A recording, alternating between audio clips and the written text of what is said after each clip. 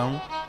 आसीत काल्पिन्न नगरे सौम्याजित को उद्भवा, एक यज्ञदत्त दीक्षित नाम का एक बड़ा पढ़ा लिखा विद्वान ब्राह्मण था। पत्नी भी उसकी बहुत अच्छी थी, वेद उसने बहुत पढ़े, लेकिन मिली हुई दक्षिणा से उसने कभी धर्म सत्कर्म नहीं किया।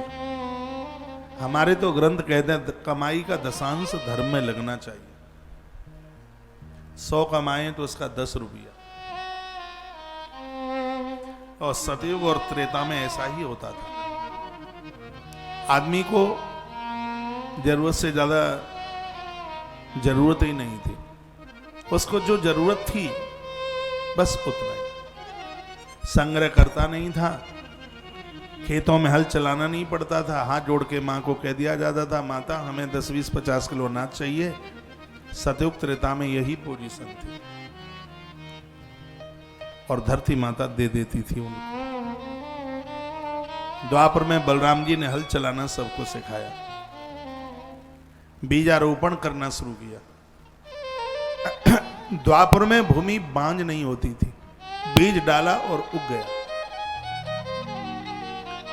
उपजाऊ भूमि पर मकान बनाना बड़ा अशुभ मानते थे द्वापर जैसी जगह पर। आज तो सब प्लॉटिंग कर डाली, इतनी बढ़िया अच्छी उपजाऊ जमीन सब खत्म कर दी, कुछ छोड़ा ही कहा।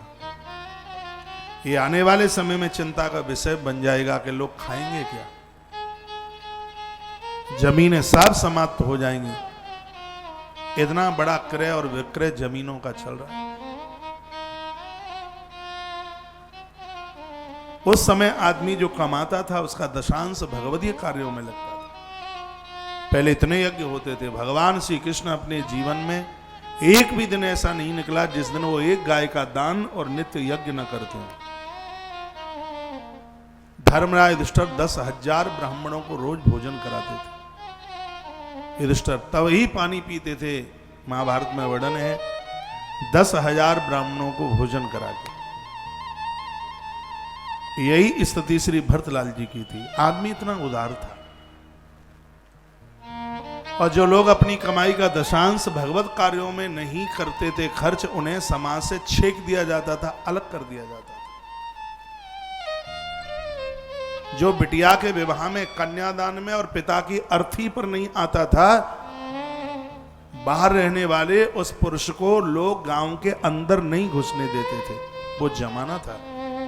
बेटी के विवाह में और पिता की अर्थी पर, ये हमारे पुराणों में है।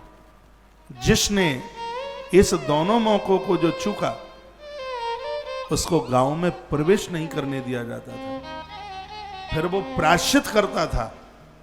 उसको बोला जाता था कि तूने इतनी बड़ी गलती की है कि 1 वर्ष तक किसी गांव में प्रवेश करता ना होता हुआ तो तीर्थों में घूम करके आ, तब यह प्रायश्चित तेरा होगा, तब तू इस गांव में प्रवेश करेगा।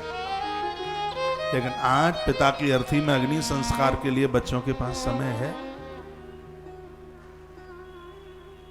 लगता नहीं है। उस समय की सभ्यता थी, उस समय की संस्कृति थी। भले ही आज के समय में सड़क बन गई, अस्पताल बन गए, बड़ी बड़ी बिल्डिंगें बन गई, संस्कार। कल मैं संसद भवन की एक न्यूज सुन रहा था, थोड़ा टाइम मिलता है तो थोड़ा सुन लेता हूं। उसमें किसी एमपी ने खड़े होकर अपनी वेदना सुनाई। उन्होंने कहा कि चुनाव के समय पर मैं कहीं गया और मैं वृद्धाश्रम में पहुंचा। उस वृद्धाश्रम में मैंने रोते बिलखते हुए एक जज को देखा। एक माता पिता ने क्या यह गलती कर दी है कि बच्चों को पढ़ा लिखा के तैयार कर दिया? क्या यह उनसे ये कोई गलती हो गई है? इस जर्जर बूढ़ी और वृद्ध अवस्था में वह बच्चे उस माता पिता को छोड़कर बहुत दूर चले गए। कभी उनसे बात करने के लिए उनके पास टाइम नहीं है, उन्हें वृद्धाश्रम छोड़ करके आ गए। उन्होंने कहा इसके ऊपर एक कानून बनना चाहिए। जो भी कोई बच्चा अपने माता पिता को वृद्धाश्रम छोड़ के आता है, क्यों छोड़ करके आता है, इसमें लिखा पढ़ी होनी चाहिए। आज बूढ़े माता पिता बहुत कष्ट में, प्राणों की आहुति डाल करके भी यदि इनकी सेवा होती है तो सस्ती है। मैं आज महाकाल की पवित्र व्यासपीठ से मैं निवेदन करना चाहूँगा, अपने आप को खो देना, लेकिन माँ बाबूजी को मत जीवन से कभी खोना।